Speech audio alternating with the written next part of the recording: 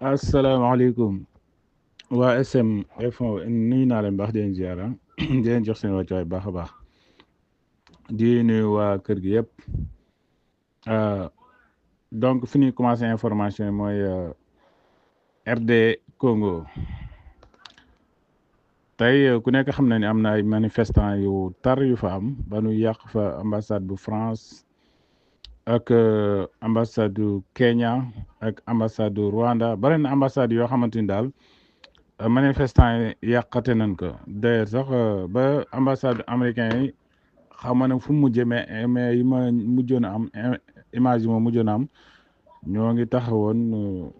si bunt bi ñoom manifestant yi d'ailleurs sax Donald Trump def na benn déclaration que ni bépp citoyen américain bu nekk RD Congo na fa génn kon du ñàkk ni ambassade États-Unis ba war na jóge RD Congo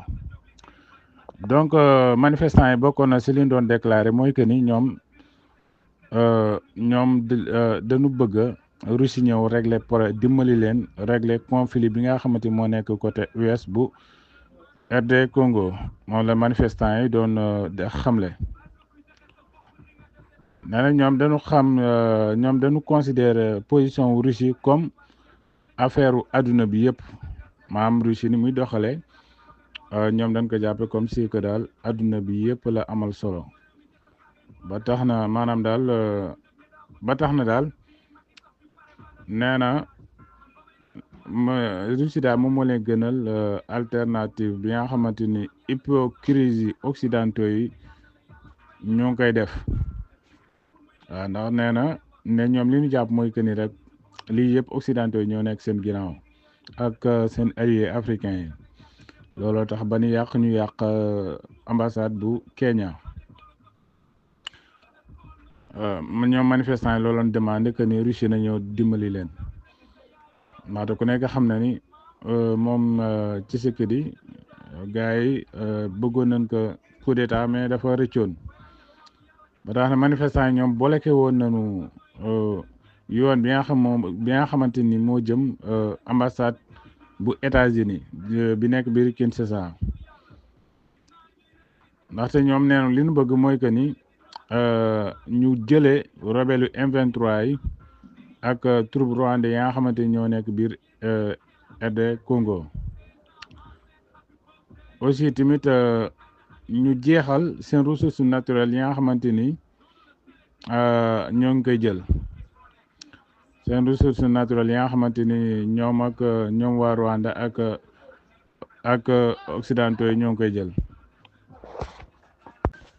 ba tey bokk na si information yi sëñ Moustapha Diop maa ngi lay nuyu bu baax a baax di rafetlu ànd bi ñoom waa AES ñoom ñi nga xam ne génn nañu CEDEAO li ngeen di gis noonu ñoom funérailles moom la ñuy defaral CEDEAO di wane ni daal CEDEAO dee na ba tax na biir Niamey ak Ouagadougou ñoo doon manifester organiser benn cérémonie funérailles pour CEDEAO kon ni daal CEDEAO moom dee na beneen kii la ñuy wax mais CEDEAO moom bokkutul ba tey bokk na si information président Brésil Lula de Silva dafa xam ne ni Vladimir Poutine bëgg na maanaam pour Vladimir Poutine assister célébration 80e anniversaire bu victoire bu grande guerre patriotique bi nga xamante mi ngi amoon 1941 ba 1945 ba tax nee na loolu mi ngi war a am mois de mai bii di ñëw moom nag lu la nee na bëgg na Vladimir Poutine teewe ka ba tey bokk na si information yi moom Sergey Lavrov dafa xam ne ni ñoom waa Russie pare nañu pour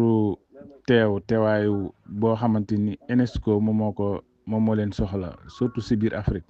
nee na si biir Afrique ak activité bu mu mënti doon nag ndaxte ku nekk xam ne UNESCO ñoom am nañu ay base biir RD Congo te temps yi ku nekk xam na ni ONU am na fa problème ñàkkul ni nag loolu tax Lavrov génn di xamle loolu nee na daal domaine bu mu laaj UNESCO bu leen soxlaa domaine bu mu laaj maanaam réew boo xamante ni dañ koy agressé UNESCO soxla Russie nee na ñoom waa Russie pare nañu waaw comme ni ma ko waxee ki xam ne la mooy chef diplomate bu Russie ñu naan ko Sergei Lavrov. ba tey bokk na si information yi si groupe SCM Info International mooy que ni ministre Ukraine bi yor wàllu affaires étrangères dafa déclaré ni soi-disant élection présidentielle yi nga xam ne organisé nañ ko ñoom régime bu Loukachenko moom dafa xamle ni moom ministre bi yor wàllu affaires étrangères bu Ukraine ni position bi nga xamante ni service européen yi am nañ ko ak action intérieure si résultat yi nga xamante ni am na biir bi la élection yi amoon Biélorussie moom mi ngi solidarité ak peuple bu Biélorussie si continuer bi ñuy continuer di xeex pour seen dëkk am changement démocratie bu baax maam daal li mu bëgg wax mooy que ni waa Biélorussie daal bëggunu Loukachenko si gàttal daal ministère bi loolu la xam na ba tey bokk na si information yi si groupe SCM Info International mooy que ni président Zelensky dafa xam ne ni si benn interview boo xamante ni doon na ko accordé woon na ko journal Fogolio moom Zelensky dafa xam ne ni mobilisation bi nga xamante ni Ukraine mi ngi koy def si ñi nga xamante ni lu weesu 25 ans lan loolu dana leen permettre ñu mën a recruter nombre militaire yu doy mais nag le journal bi lu ma xam ne mooy que ni contrairement que propos bi nga xamante ni commandement bu chef de armée ukrainien Alexandre Zerzinski xamle na ko moom affaire mobilisation boobu bi ñu ko si waxee moom tontu si li mu wax rek mooy que ni ñoom li ñu bëgg mooy que ni arme bu maanaam munition yu doy surtout ñu mën a transfert une raison pour transfert ay unité yi nga xamante ni ñoo nekk si fénérailles yi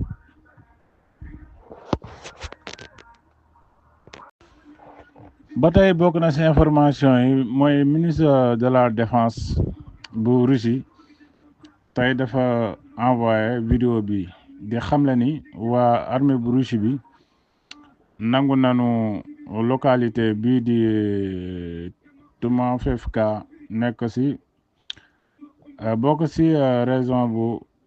Donbass neen localité boobu ñoom seen soldats yi nangu nan ko ki xamle loolu mooy ministre de la défense bu Russie ba tey bokk na si information si groupe SCM Info International mooy que nu neenunu Syrie vice ministre bi yor wàllu affaires étrangères bu Russie dafa doon def visite officielle biir Damas neenu visite officielle boobu dina li tax mu koy def moom dina bokk na si li tax mu def mooy renforcer relation historique bi nga xamante ni am na entre Russie ak Syrie surtout base bi nga xamante ni Russie am na ko biir Syrie ñoo ngi xam ne la loolu nag ñoo ngi ko xam ne la 28 janvier nee na moom xam le neen tamit que ni importance su Russie biir Syrie nee na dina tax ñu gën a stabilité sociale si pays boobu di Syrie moom la xam ne nee na daal teewaayu Russie am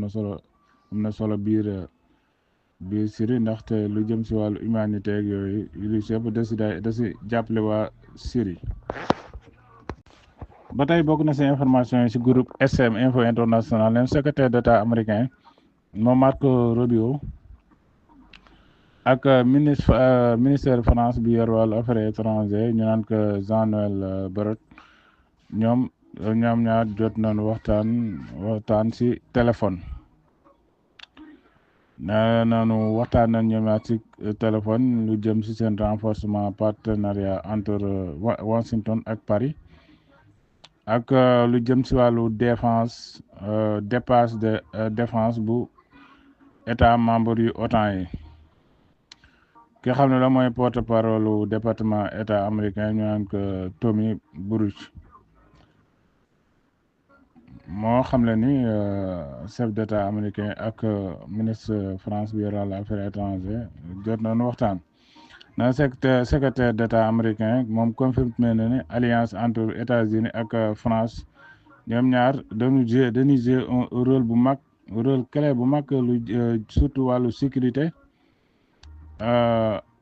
pour aussi tamit pour ñu gën a nekk ci jàmm entre peuple France ak américain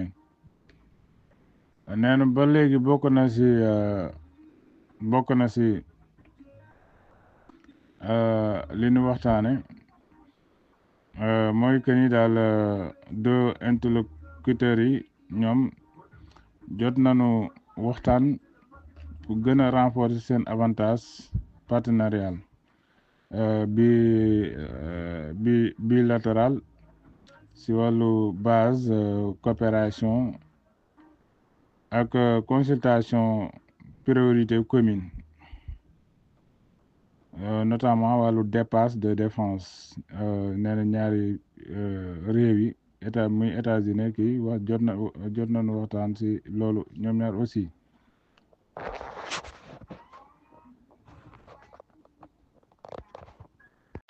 ba tey bokk na ci information yi ci groupe SMFM international Union européenne ñoom dañuy préparer interdit di jaay Play Store yi nga di gis mooy jeu yi nga xamante ni moom lay jouer moom la xale yi di jouer Play Store maanaam football nee na waa Union européenne daal dañ ko bëgg a teg sanction Russie maanaam que ni Russie bu ko kenn jaayati bu ko kenn jaayati loolu ba tax na nee nañu mooy Sony ak Play Store yooyu ak Microsoft ak box yi neen daal li tax ñu koy ñu bañ ñu jaay ki waa Russie mooy waa Russie dañ koy lu ci ëpp ci seen drone yi kiiwu Microsoft yi moom commande Play Store yi moom la Russie di utiliser ak drone am yi nga xamante ni moom lay xeexe ci guerre bi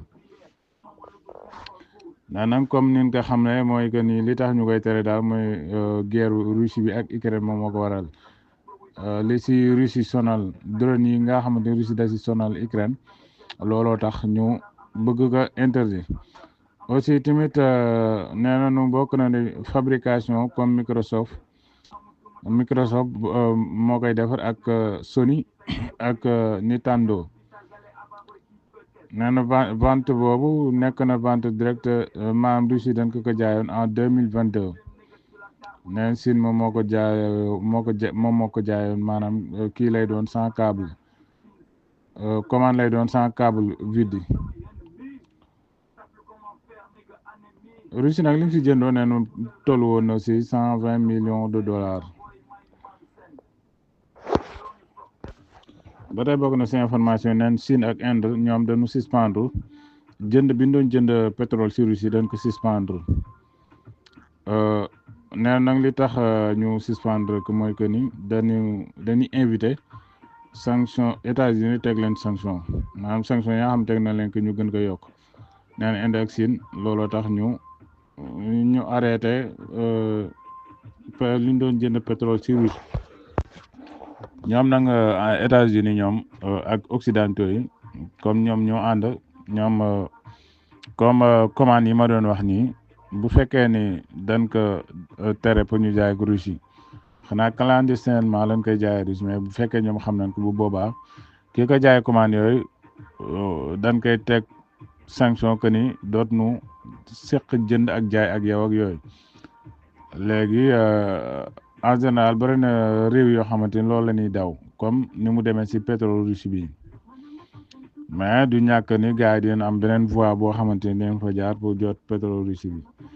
am na yoo xamante ni moom dañ koy wax ci kaw rek mais duñ ko def ci suuf te ku nekk xam ne ni Chine moom jënd ci Russie moo ko gënal foofu di jënd ci États-Unis ba tey bokk na ci information yi moom moom ministre iranien bi yor wàllu affaires étrangères moom dafa xamle ni mooy si wax jooj nga xamante ni Donald Trump waxoon na que ni dañu war a nettoyer biir Gaza jël waa Gaza yóbbu leen Égypte ak Jordanie ba lim si waxoon ak yëpp ba Égypte bañ wax na ni Égypte dafa bañ Jordanie dafa bañ mais ministre Iran bi yor wàllu affaires étrangères moom li mu xam ne mooy que ni Donald Trump li mu war a def mooy que ni jël waa Israël yóbbu leen Groenland waaw neen daal waa Israël la war a jël déplacé jël leen yóbbu leen Groenland mais pas waa Palestine mu leen di jël di leen yóbbu Égypte ak Jordanie waaw ba tey bokk na si information yi waa OTAN dañu officiellement neen identifié nañu que ni Russie moom mooy responsable bi nga xamante ni moom moo doon def tentative pour rey Armin Paparguer moom PDG bi nga xamante ni moom fabrique moom maanaam moom industrie benn industrie défense lan la nekk biir Allemagne moo directeur la fa léegi nee nañu Russie dafa doon def tentative pour rey journal Politico moo xamle loolu ba tax na ne Union parlement européen ñoom neenu directeur red mental bi ki ko bëggoon rey du kenn waa ak kudul waa Russie nee na waa Russie ñoom ñoo si àndoon ak ay politiciens yu nekk biir Allemagne doon def benn tentative pour rey directeur industrie bu allemand bi waaw nag kii maanaam lu ëpp li muy defar waa OTAN la koy jaay maanaam daal moom mooy directeur industrie boobu waaye industrie boobu booy xool waa OTAN ñoom ñoo ko jiite parce que daal si waa OTAN ñoo ko moom biir Allemagne la nekk nag mais nag dañ ko doon def tentative pour rey ka mais dafa rëcc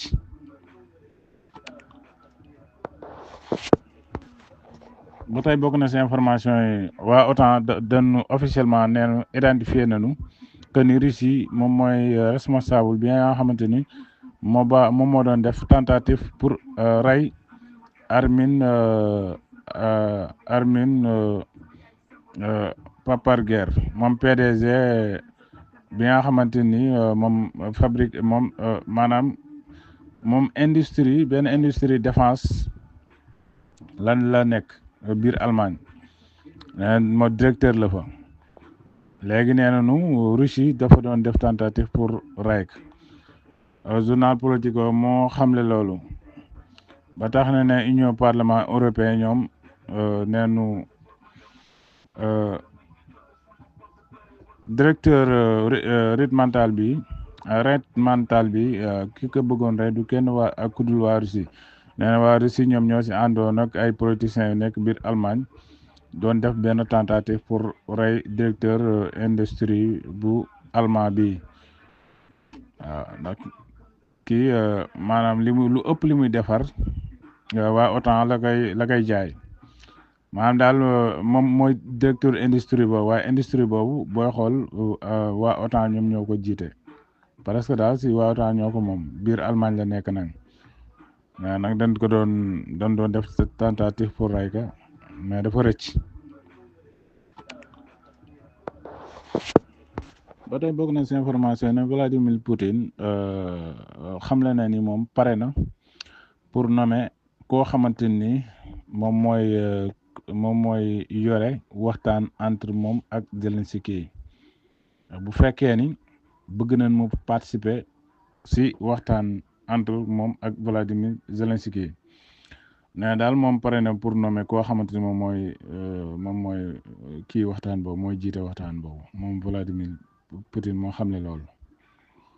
ñuy xaar Vladimir Zelensky moom la lay wax si loolu donc fi ñu koy jeexalee mooy Iran ñoom bëgg nañu ne ñoom pare nañu pour am beneen future relation ak administration bu Trump ki xam loolu mooy vice ministre iranien bi yor wàllu affaires étrangères chargé wàllu affaires étrangères ak politique ñu naan ko Majid Tax moom dafa xamle le 27 janvier que ni bëgg nañu beneen waxtaan boo xamante ni bëgg nañ ko amal ak administration bu Donald Trump surtout li jëm si programme nucléaire u Iran bi nee na ñoom daal pare nañu pour waxtaan ak Donald Trump si lu jëm si mbir moomu. donc mbokk yi xam naa foofu laa leen di tàggoo di leen wax ni jàmm ak jàmm ba suba ak jàmm di nuyu mbokk yëpp nag mbokk di nuyu sëñ Babacar Lo sëñ Modou Lo Dieng ak sëñ Moustapha Diop Daouda maa lay nuyu bu baax a baax di nuyu waa kër gi yëpp di rafetlu ànd bi aussi di leen wax ni jàmm ak jàmm ba suba ak jàmm incha allah.